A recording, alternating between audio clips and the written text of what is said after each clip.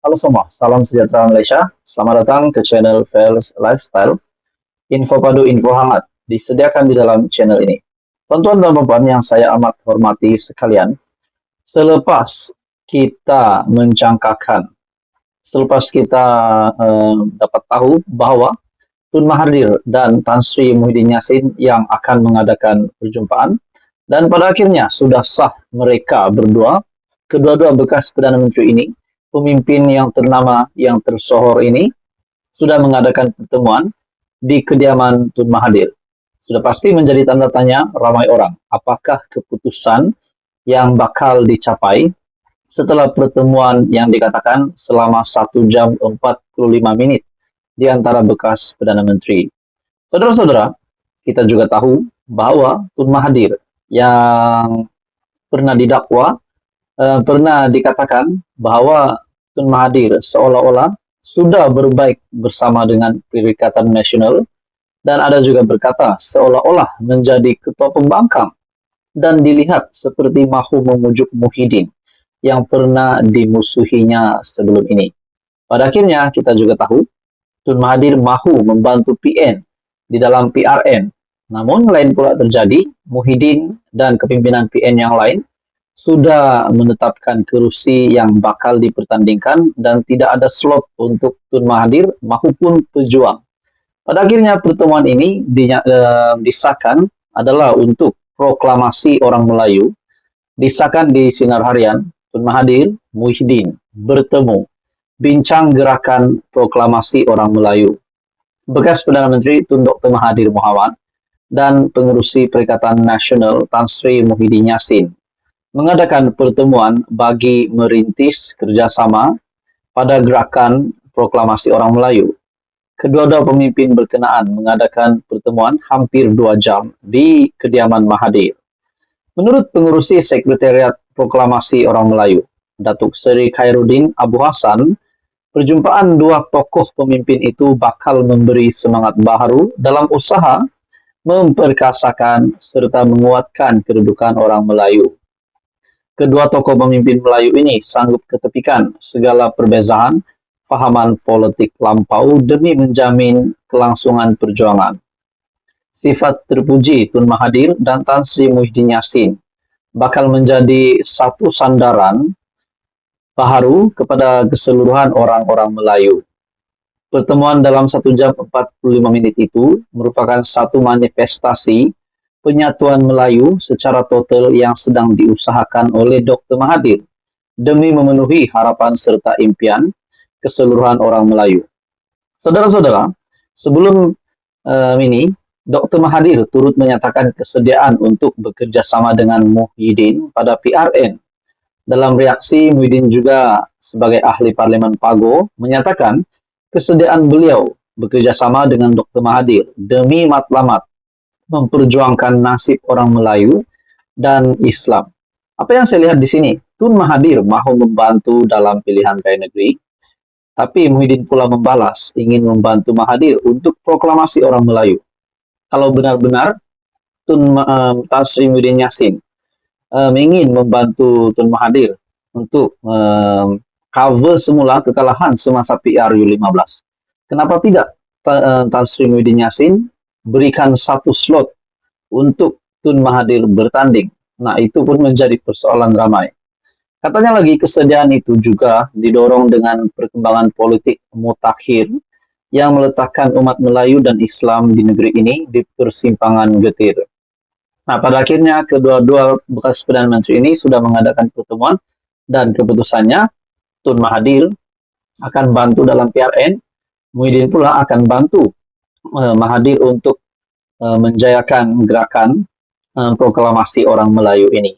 Menurut Anda, saudara-saudara, apa komen Anda? Teruskan bersama di dalam channel ini. Untuk info yang seterusnya, jangan lupa tekan butang like, share, dan subscribe. Salam sejahtera Malaysia. Selamat datang ke channel Fels Lifestyle. Tuan-tuan dan puan-puan yang saya hormati sekalian, baru-baru ini kita dikejutkan dengan kenyataan dari Alif Shukri, di mana beliau mendedahkan ada bekas menteri ataupun Tan Sri yang berhutang kepadanya sehingga puluhan juta, dan sehingga kini beliau tidak mendapat bayaran itu. Jadi saudara-saudara, ini menjadi kecoh di media sosial dan hampir satu Malaysia digemparkan kerana berita ini. Apa tidaknya, Datuk Seri Alif Shukri membuat pendedahan, bahkan telah melihatkan ataupun memviralkan chat bersama lelaki tersebut. Namun saudara-saudara, chat itu tidak dibalas dan ini menjadi tumpuan rakyat Malaysia.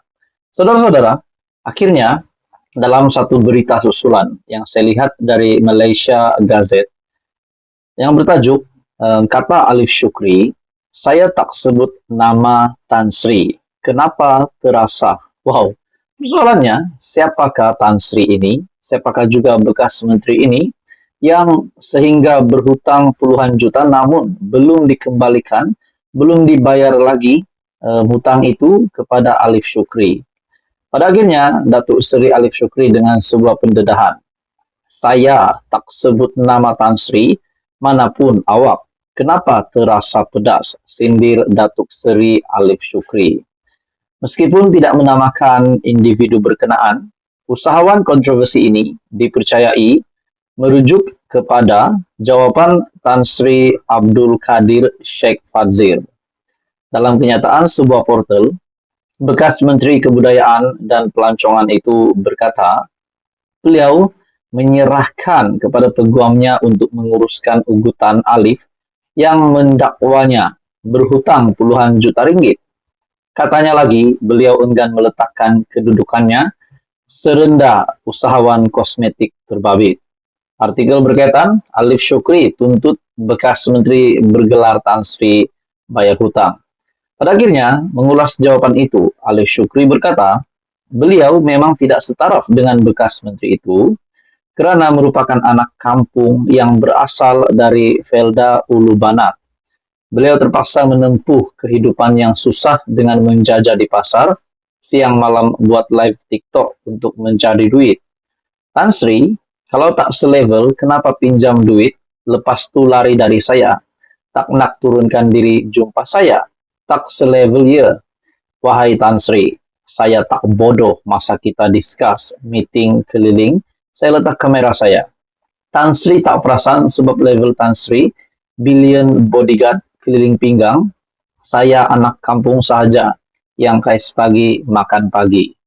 Alif menarik perhatian netizen selepas memuat naik hantaran yang menuntut seorang bekas menteri membayar semula hutangnya yang bernilai puluhan juta ringgit.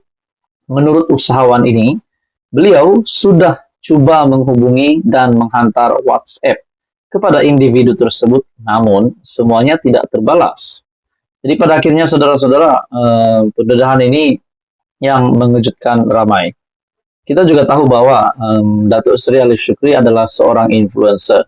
Jadi dalam artikel yang lain dari Malaysia Gazette, menurut Alif Shukri, Alif berkata, Tan Sri itu orang yang hebat, kenalan semua ketua polis negara, menteri-menteri, sedangkan dia hanya ikan bilis.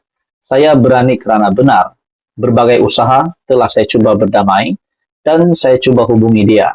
WhatsApp dia tak balas dan dia tak angkat. Jauh sekali saya ingin malukan dia dan family dia. Saya percaya Tan Sri orang ternama, seorang billionaire, ada beribu aset di Malaysia, setakat duit saya puluhan juta, itu tak ada masalah untuk Tan Sri berikan sebab hak saya. Pelik, tak akan Tan Sri nak ambil hak saya, peniaga kecilan ini. Bayangkan Tan Sri, saya siang malam, pagi petang, saya berniaga buat live kerana kena maki, kena hina. Senang-senang Tan Sri ambil hak saya. Jangan sampai saya hilang sabar, saya tunjuk video dan rakaman semua. Wow. Akhirnya Alif Shukri membuat pendedahan yang mengejutkan di mana beliau berkata, jangan sampai saya hilang sabar, saya tunjuk video dan rakaman semua. Adakah video dan rakaman itu adalah ketika mereka berjumpa untuk discuss tentang hutang puluhan juta tersebut. Jadi saudara-saudara, ini menjadi satu lagi perhatian rakyat Malaysia. Kita nantikan apa yang terjadi seterusnya. Teruskan bersama di dalam channel ini untuk info yang seterusnya. Jangan lupa bantu channel ini dengan menekan butang like, share, dan subscribe. Halo semua, salam sejahtera Malaysia. Selamat datang ke channel Fels Lifestyle. Tonton dan Bapak, setelah kita mendengar isu hangat lagi tentang kenyataan Tun Mahathir yang menimbulkan pelbagai reaksi bukan sahaja dari netizen, tetapi juga dari kepimpinan politik. Setelah Tun Mahathir yang mendakwa bahawa DAP akan mengugut Perdana Menteri, akhirnya ini mengambil perhatian Anthony Locke, yaitu Setiausaha Agung DAP. Di mana pendedahan ini, DAP yang menolak dakwaan Dr. Mahathir bahawa parti DAP akan menggugat kerajaan ataupun kedudukan PM Dato' Seri Anwar Ibrahim dalam kerajaan perpaduan. Dalam artikel ataupun dalam satu kenyataan dari Anthony Locke, saya berasa amat kecewa dengan dakwaan Tun Mahathir. Kononnya DAP akan mengugut Perdana Menteri Anwar Ibrahim. Wow, dari mana Tun Mahathir tahu bahawa DAP akan mengugut Perdana Menteri Datuk Seri Anwar Ibrahim? Itu yang pertama. Dan yang seterusnya pula kenyataan dari Anthony Locke yang mengejutkan. Apakah Tun sudah lupa semasa beliau menjadi Perdana Menteri 2018 sehingga 2020? Beliau didokong oleh 42 ahli parlimen DAP. Adakah DAP pernah menarik sokongan daripada beliau atau mengugut kedudukannya? Nah, Tun Mahathir perlu jawab pertanyaan dari Anthony Locke ini. Saudara-saudara, kita juga tahu setelah Tun Mahathir yang membuat kenyataan, bukan saja tentang DAP yang akan mengugut PM, akan menggugat kedudukan Datuk Seri Anwar Ibrahim, dan ini dinafikan oleh Anthony Locke sendiri, Setiausaha Agung DAP. Adakah Mahathir boleh dikenakan saman fitnah? Adakah Mahathir boleh dikenakan tindakan? Kalau Anthony Locke akan membawakan perkara ini ya, ke peringkat yang lebih serius. Di mana setelah itu kenyataan Tun Mahathir lagi yang membawa kepada penghinaan kepada rakyat Sabah dan Sarawak setelah dakwa negara berbilang bangsa bertentangan perlembagaan. Dr. Mahathir hina rakyat Sabah dan Sarawak menurut artikel dari FMT, dan ini disuarakan oleh ahli parlimen Tuaran Wilfred Madius Tangau, di mana beliau membidas bekas Perdana Menteri Tun Mahathir susulan kenyataan kontroversi berkait tanah Melayu dan identiti berbilang bangsa Malaysia, menyifatkannya berbaur penghinaan kepada penduduk Malaysia Timur. Adakah dengan ini Tun Mahathir boleh dikenakan tindakan undang-undang? Adakah ini kita boleh kata selamat tinggal Mahathir? Kita boleh kata Tun Mahathir bakal menjadi musuh ramai orang sebab ada saja kenyataannya yang tidak dipersetujui oleh kepimpinan politik di Malaysia. Sebelum ini, Anthony Locke yang bersuara yang menafikan bahawa DAP di dalam kerajaan hari ini akan mengugut kedudukan, akan menggugat kedudukan Datuk Seri Anwar Ibrahim dan akan mengugut PM. Ini berkaitan pula dengan perkauman. Pada akhirnya, ini mendapat perhatian ahli parlimen Tuaran Wilfred Madius Tangau. Beliau tidak setuju dengan kenyataan PM dan menyimpulkan bahawa kenyataan ini menghina rakyat Sabah dan Sarawak. Bahkan ini juga dinyatakan oleh ahli parlimen Tuaran bahawa Dr. Mahathir mengisytiharkan perang terhadap idea pembentukan Malaysia, sebab ini berkait rapat dengan pembentukan Malaysia pada tahun 1963, di mana dakwa negara berbilang bangsa bertentangan perlembagaan. Dr. Mahathir hina rakyat Sabah dan Sarawak.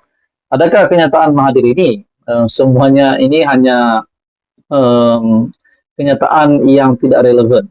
Adakah dengan ini lebih banyak lagi pemimpin politik di Malaysia akan memusuhi Mahathir setelah kenyataan dari Mahathir ini mendapat reaksi yang negatif? Jadi saudara-saudara, adakah Mahathir boleh dikenakan tindakan? Nah, itu menjadi persoalan lah. Saya tidak tahu banyak tentang tindakan, tetapi tentang tindakan undang-undang, tapi kenyataan Tun Mahathir ini membawa kepada persepsi negatif ramai orang. Menurut Anda saudara-saudara, apakah yang mungkin berlaku kepada Mahathir? Teruskan bersama di dalam channel ini untuk info yang seterusnya. Jangan lupa tekan butang like, share, dan subscribe. Halo semua, salam sejahtera Malaysia. Tuan-tuan dan puan, selamat datang ke channel Fels Lifestyle. Saudara-saudara, setelah kita dikejutkan dengan kenyataan Tun Mahathir, di mana Mahathir membuat kenyataan bahwa negara berbilang kaum melanggar perlembagaan. Seperti mana dalam satu artikel dari Free Malaysia Today, dakwa negara berbilang bangsa bertentangan perlembagaan. Kenyataan ini dari Dr. Mahathir yang mencetuskan pelbagai pandangan, pelbagai respon, dan menjadi isu yang hangat beberapa waktu ini. Dari FMT, satu artikel. Ini pasti mengejutkan Tun Mahathir sendiri, di mana dinyatakan di sini dakwa negara berbilang bangsa bertentangan perlembagaan. Dr. Mahathir hina rakyat Sabah Sarawak. Bagi saya ini satu impak yang besar kepada rakyat di Sabah dan Sarawak. Ini menjadi satu isu baru di mana Tun Mahathir yang menimbulkan isu ini dan mendapat perhatian dari salah seorang pemimpin ataupun salah seorang ahli parlimen dari Sabah, yaitu Wilfred Madius Tangau, di mana beliau membidas bekas Perdana Menteri Dr. Mahathir Mohamad susulan kenyataan kontroversi berkait tanah Melayu dan identiti berbilang bangsa Malaysia, menyifatkannya berbau penghinaan kepada penduduk Malaysia Timur, yaitu Sabah dan Sarawak. Ahli Parlimen Tuaran membuat kenyataan. Dalam kenyataan, bekas Presiden APCO itu berkata, serangan Mahathir terhadap kepelbagaian dan sekularisme mendedahkan niat jahat imperialis dan penjajah Malaya dan melihat Sabah dan Sarawak sebagai hak milik penjajah orang Melayu Malaya. Beliau mengingatkan Mahathir ketika pembentukan Malaysia pada tahun 1963, ia merupakan kesatuan 4 negara sekuler dan pelbagai kaum, yaitu Malaya Semenanjung, Singapura, Sabah dan Sarawak. Dr. Mahathir, dengar baik-baik kalau Anda perlu diberi peringatan. Sabah dan Sarawak bukan hak milik penjajah dipindahkan daripada Great Britain kepada tanah Melayu kepadanya. Katanya, kami tidak memilih menggantikan British dengan Malaysia sebagai tuan penjajah pada 1963. Andai itulah rancangan untuk menjadi lampiran kepada etnokrasi seperti mana diinginkan Dr. Mahathir, Sabah dan Sarawak tidak akan menyertai pembentukan Malaysia. Beliau juga berkata, jika mana-mana pihak mahu mengubah kontrak sosial pada 1963 dengan diam-diam menjajah Sabah dan Sarawak, justru merekalah yang membawa Malaya keluar dari Malaysia. Dengan menghina rakyat Sabah dan Sarawak sebagai subjek imperialis dan penjajah Malaya, Dr. Mahathir mengisytiharkan perang terhadap idea pembentukan Malaysia. Katanya, Sabah dan Sarawak terdiri daripada pelbagai bangsa, antaranya Kadazan, Dusun, Murut, Bajau, Suluk, Iban, Bidayu, Orang Hulu, dan Melanau, dan banyak lagi. Jadi saudara-saudara, adakah dengan kenyataan dari ahli Parlimen Tuaran, yaitu Wilfred Madius Tangau, setelah kenyataan ini yang membidas bekas Perdana Menteri 2 kali, yaitu Tun Mahathir, adakah dengan ini Mahathir boleh diisytihar akan disiasat ataupun akan dikenakan tindakan undang-undang? Kerana menurut Wilfred Madius Tangau, ini seperti kenyataan bahawa Tun Mahathir yang mendakwa negara berbilang bangsa bertentangan perlembagaan. Menurut Wilfred Madius Tangau, itu adalah kenyataan yang menghina rakyat Sabah dan Sarawak, serta ini juga boleh diandaikan bahawa dengan menghina rakyat Sabah dan Sarawak sebagai subjek imperialis dan penjajah Malaya, Dr. Mahathir mengisytiharkan perang terhadap idea pembentukan Malaysia. Jadi saudara-saudara semuanya terpulang kepada Tun Mahathir untuk menjawab kenyataan dari Wilfred Madius Tangau, ahli parlimentual. Menurut Anda pula, saudara-saudara, apa komen Anda?